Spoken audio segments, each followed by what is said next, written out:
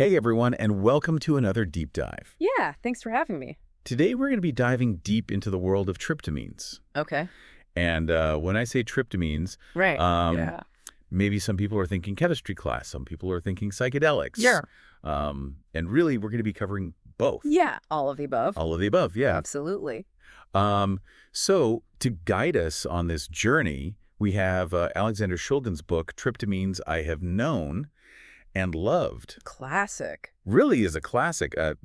Everyone who's interested in this topic has at least looked at this book at some point. Definitely. Yeah, the seminal work in this area. Absolutely. And so he defines tryptamines as compounds with a nucleus containing an indole ring Right. and an amino group, which is two hydrogens off of a nitrogen. Exactly. So that's the sort of bare bones structure. The bare bones of a tryptamine. The bare bones of a tryptamine, and we'll get into that in a little bit more depth as we go. Yeah. But we'll see how those bare bones can be dressed up in some pretty interesting ways. Oh, yeah, absolutely. And that's kind of what we're going to be looking at today is how those subtle changes can result in pretty different effects. Radically different effects sometimes. Yeah. Yeah. And so where should we start? I mean, there's so much we could talk about. Well, I think we have to start with kind of the big name tryptamine, which is DMT. Oh, of course. Yeah. The spirit molecule, as they call it. Yeah. What a molecule. Right. So this one is, just incredibly fascinating because it is so potent and it's so short acting and it's found in so many places. Right. I mean, plants, animals, humans. the human brain, right? Yeah. It's still up for debate whether it's actually endogenous or not, but there's a lot of evidence. A lot of evidence mounting suggesting that it is.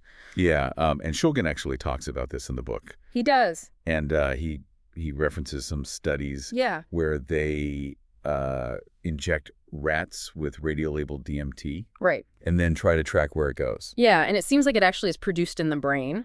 But it's really hard to say for sure with the current I guess, limitations of science. Well, and ethics, you know, yeah. It's not something you could just do with human subjects easily. Yeah. So it makes it a lot more difficult to study. Yeah, for sure. So, so DMT, this powerful, short-acting psychedelic, found in all these different sources. What kind of experiences? Well, I think before we get to the experience part, let's talk about some of the ways that it's been traditionally used. Okay. Because that's really fascinating, I think. Yeah. So you've got snuffs like jojoba and yaqui and perica. Right. These are all different preparations from different cultures. Yeah, indigenous cultures using it in these Exactly. Yeah, and these are all coming from plants too, specifically the genus Virola. Virola? Yeah. Okay. So they're extracting this incredibly potent psychedelic from these trees, essentially. Right. I mean, they figured that out. You know, God knows how long ago. Thousands of years ago. Yeah. Amazing. Absolutely. So, I mean, that alone is just fascinating to think about. Yeah, it makes you think about, the deep connection between humans and the natural world, right? Oh, yeah. How we've been using these plants for millennia to explore consciousness. And these plants contain this compound that may be produced in our brains. It's kind of a mind-blowing thought. Yeah, it really is. So let's talk about some of these traditional uses and how that relates to the types of experiences that people have, because I think a lot of people listening have probably heard of DMT, but maybe haven't experienced it themselves. Yeah. So what are we talking about here? So, some of the most common things that people report are these really intense visual hallucinations. Okay. Very often geometric patterns, bright colors. Yeah. Sometimes people even report seeing entities. Oh, yeah. Or beings, or something that they perceive as separate from themselves. Right, like otherworldly beings or something. Exactly. And then very often there's a sense of leaving the body or traveling to other realms or dimensions. Right. And these experiences can be incredibly profound and very often life-changing for people. Yeah, and they happen really fast. They do. Yeah. Like as soon as it's one of the fastest acting psychedelics. Boom. Yeah, people talk about the freight train experience. The freight train. Right, where it's like all of a sudden you're just catapulted into this other reality. Right. Yeah, it's not a gradual come up like you might experience with some other psychedelics. Right. It's very sudden and very intense. Yeah. And it's over pretty quickly, too. It is, yeah, usually within like 15, 20 minutes. Yeah, so you're talking about this really intense, profound experience that lasts for a short amount of time, but it's enough to like totally shift your perception. And what's interesting, too, is that, people don't seem to build up a tolerance to DMT. Right. Which is really unusual for a psychedelic. Yeah. And that kind of lends credence to this idea that it might be something that our brains are already producing. Right, because if we were constantly producing endogenous, we wouldn't be able to, become tolerant to it. Exactly. Yeah. So it's a very mysterious molecule in a lot of ways. It really is. Yeah. But we're just getting started. We are just getting started. Yeah, there are. This is just the tip of the tryptamine iceberg. Yeah, the tip of the iceberg. So many more to explore. So many more. So, yeah. What should we look at next? Well, I think, since we're talking about DMT, we might as well stay in the realm of the short-acting tryptamines. Okay. And talk about one called DET. BET. Yeah. Yeah. N-dimethyltryptamine. Right. And this one is actually orally active. Really? Yeah. Which is interesting because a lot of people think that psychedelics have to be smoked or injected to work. Yeah. But DET is one of the few that can actually be taken orally and still produce effects. Okay, so you could just swallow this trip out. I mean, obviously you gotta be careful with dosage and all that. Of course, yeah. But yeah, it is orally active. So how does that work? I mean, why is that one? Well, it has to do with the way it's structured. Okay. So, you remember how we were talking about those ethyl groups? The tennis balls? Those ethyl groups? Yeah. Those actually act as kind of like bodyguards. For the molecule. Okay. They protect it from being broken down too quickly by enzymes in the digestive system. Gotcha. So without those ethyl groups, it wouldn't survive the trip through the stomach. Okay. And wouldn't make it into the bloodstream to produce the effects. That's fascinating. It is, yeah. So it's like this tiny little tweak. Tiny little tweak. Totally changes how it works. Totally changes the game, yeah. Yeah. So what's the DET experience like? So it's definitely psychedelic. Okay. But it's generally considered to be milder than DMT. Okay. And a lot of people describe the effects as more euphoric and dreamy. Okay. With less of those kind of overwhelming visual distortions that you can get with DMT. Okay, so a little more manageable? A little more manageable, yeah. Okay. Yeah. So we've got DMT, which is this incredibly potent, short-acting psychedelic, usually smoked or vaporized. Right. We've got DET, which is a little milder, can be taken orally. Not that active, yeah. What else should we be looking at? Well, there's another one that's kind of in between those two. Okay. Called DPT. DPT? Yeah. N-O-H-E, yeah. D-propyltryptamine. Okay. And is that smoked or eaten or?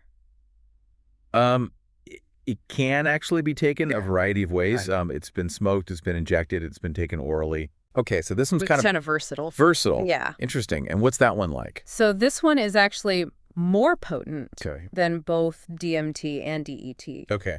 And it has longer lasting effects. Okay. So we're talking, several hours as opposed to, 15 minutes with DMT. Yeah. And the effects are often described as deeply emotional and introspective. Okay. People report very vivid imagery, a sense of profound interconnectedness. Okay. And very often mystical or spiritual experiences. Wow. So yeah. It's kind of like a DMT trip that lasts for several hours. Yeah, longer DMT trip. Yeah. Yeah. And since this is all just playing around. It's all playing around with those carbon chains. Tennis balls, right? The tennis balls, exactly. So we're adding a couple tennis balls. Adding a couple tennis balls. We're changing the arrangement a little bit. Right. And we're getting these totally different effects. Totally different experiences. Yeah, that's pretty wild. It is, yeah.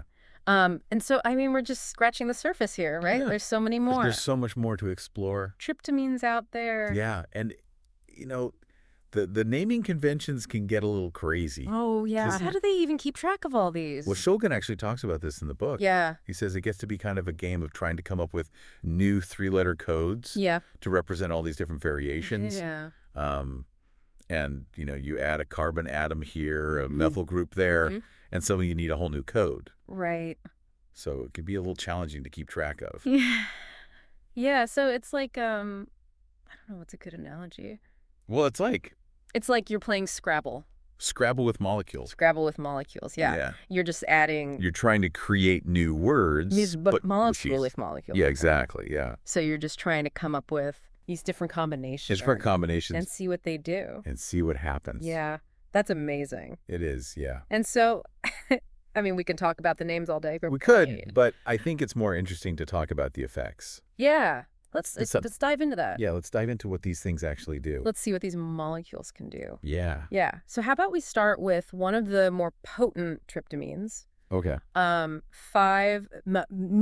DMT. 5-EO, DMT. Yeah. Okay, so this one's a heavy hitter. A heavy hitter. Yeah. I mean, it's got DMT in the name. It does, yeah. And it's even more potent than DMT. Even more potent than DMT. Yeah. Okay. So this one is often described as producing experiences of ego death. Okay. A complete dissolution of the sense of self. Wow. And it can be very overwhelming for people. Understandably. Yeah. Yeah. But it can also be incredibly transformative. Okay, so it's like you're losing your sense of self, yeah, but in a good way. Well, in a way that can lead to, profound insights and a kind of rebirth of the ego. Like a reset. Yeah, kind of like a reset button. Yeah, so it's like you're dying. You're dying to the old self and being reborn into something new. Okay. Yeah. That's intense. It is intense, yeah. And so this is all happening. And this is all happening because of that little methoxy group. Right, so the 5-MeO. MEO. Yeah. That's where that comes from. That's where that comes from, yeah. Okay. Just that one little addition to the DMT molecule. And it changes the whole game. And it changes the whole game, yeah. Yeah, that's wild. It is pretty wild. So, we could keep going down this road of just listing all these tryptamines. All the tryptamines. But I think what's really fascinating is that they're all based on the same... They're all variations on a theme. This same basic structure. And it's just these subtle tweaks. Just these subtle tweaks. That are creating this incredible diversity of effects. Yeah. Yeah. So like nature's chemistry set, Yeah, it's like nature's way of experimenting with consciousness. Exactly. Yeah.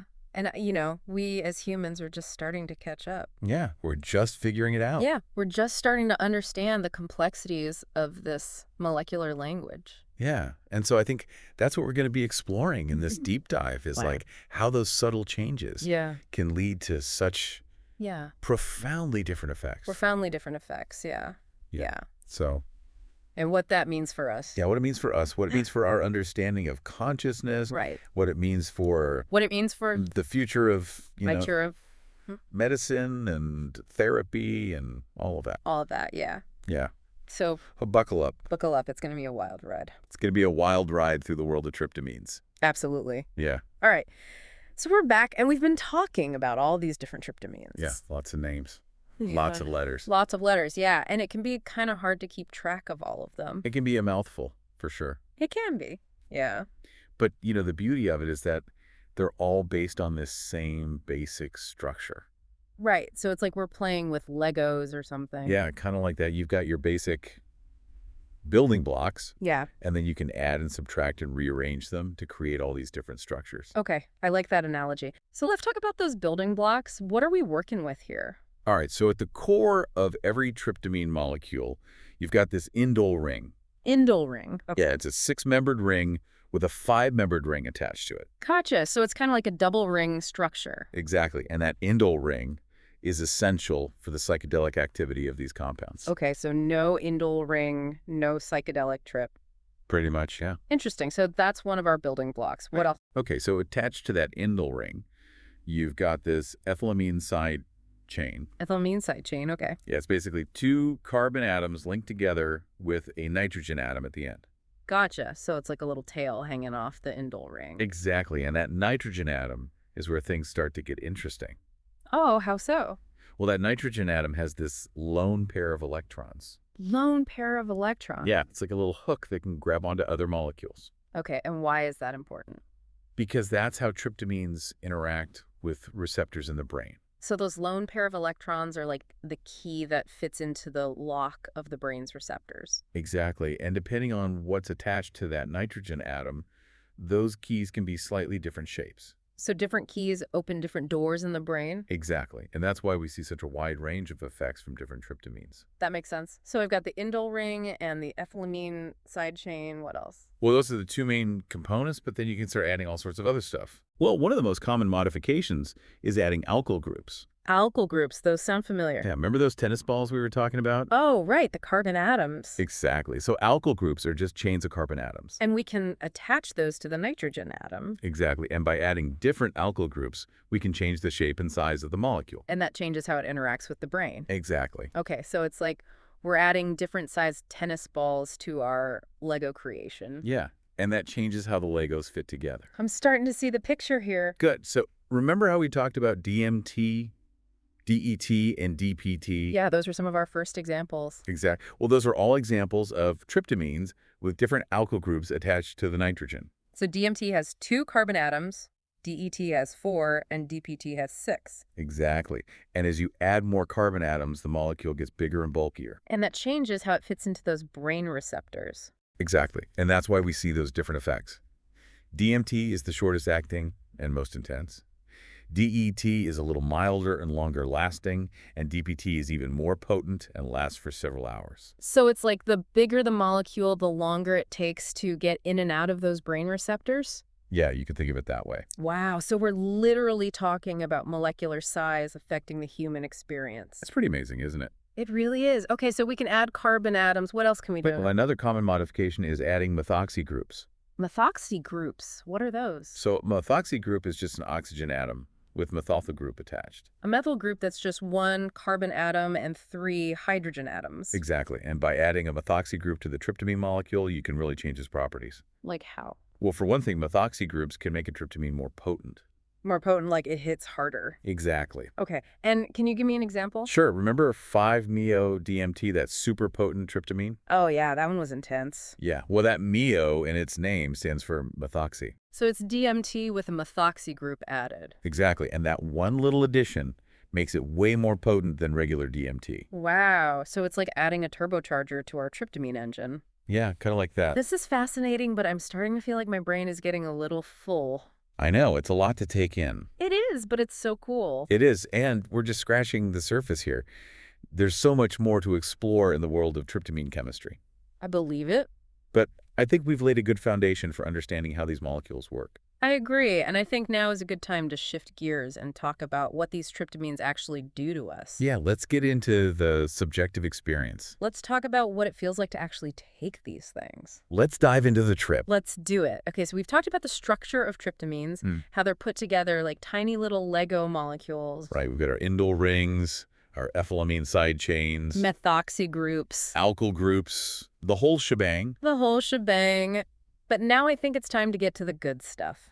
Yeah, let's talk about what it actually feels like to experience these compounds. Exactly, because we can talk about molecules all day, but at the end of the day, it's the human experience that really matters. Absolutely, and that's what makes Shulgin's work so fascinating. Right, he wasn't just a chemist, he was an explorer of consciousness. Exactly. He was interested in the subjective effects, the way these compounds change the way we perceive the world and ourselves. So let's dive into that. What kind of experiences are we talking about here? Well, it's a pretty wide range depending on the specific tryptamine we're talking about. Okay, so let's start with one we've mentioned a few times already, DMT. DMT, yeah. The spirit molecule. What kind of stories do people tell about their DMT experiences? Well, it's often described as incredibly intense and fast-acting, like being shot out of a cannon into another dimension. Yeah, I've heard people talk about the freight train sensation. Exactly. It's like everything is rushing towards you at warp speed. And the visuals are supposed to be pretty wild, too.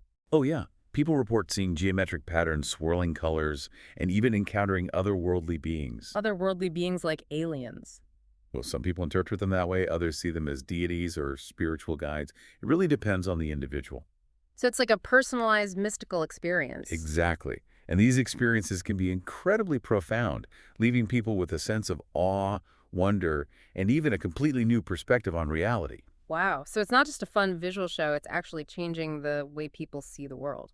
Absolutely. And that's what makes DMT so fascinating. It seems to tap into something very deep within us, something that's hard to put into words. I can imagine. So DMT is this intense, short-acting blast off. What about some of the other tryptamines? Well, DET, for example, is often described as more mellow and euphoric. Okay, so more of a chill vibe. Yeah, people report feeling happy, connected to their surroundings, and even more creative. So it's like a social lubricant almost. It can be. Wow. Yeah, people often find it easier to connect with others and express themselves when they're on DET. Interesting. So it's not just about the visuals, it's about the emotional and social effects too. Exactly, and that's something we see with a lot of tryptamines. They're not just about seeing crazy things. They're about feeling different ways and interacting with the world in a new way. Okay, so we've got the intense mystical DMT and the more mellow social DET. What else is out there? Well, DPT is another interesting one. It's often described as deeply emotional and introspective. Okay, so more of an inward journey. Yeah, people report having profound insights into their own psyche and even confronting their deepest fears and traumas. That sounds pretty heavy. It can be, yeah, but it can also be incredibly healing and transformative. So it's like facing your demons head on, but with the help of a psychedelic guide. Yeah, kind of like that. And people often come out of DPT experiences feeling like they've shed a layer of emotional baggage and gained a new understanding of themselves. Wow, so these tryptamines are really running the gamut from intense mystical experiences to more mellow social vibes to deep introspective journeys. Exactly, and there's so much variation within each of those categories, too. It really depends on the individual, the dosage, the setting, and so many other factors. It sounds like there's a whole universe of experiences waiting to be explored within this one class of molecules. Absolutely, and we're just beginning to scratch the surface of what these compounds can teach us about ourselves and the nature of reality. It's pretty mind-blowing when you think about it. It is, and it makes you wonder what other secrets are hidden within the world of tryptamines. Right, what other possibilities are out there waiting to be discovered. And what other insights into the nature of consciousness might these molecules hold? It's exciting to think about and a little bit daunting, too. It is, yeah. But that's the beauty of exploration. You never know what you're going to find. Well said. So I think that's a perfect place to wrap up our deep dive into the world of tryptamines. Yeah, it's been a fascinating journey. Absolutely. We've gone from the chemistry lab to the depths of human experience. And hopefully we've given our listeners a little bit more appreciation for the incredible diversity and potential of these molecules. I think so. And who knows, maybe we've even inspired some folks to do a little exploring of their own. That would be fantastic. So until next time, keep those minds open and keep exploring the mysteries of the universe. And remember, always be responsible and do your research before experimenting with any psychoactive substance. Couldn't agree more. Thanks for joining us on this tryptamine adventure. It's been a pleasure. And we'll see you next time for another deep dive into the unknown.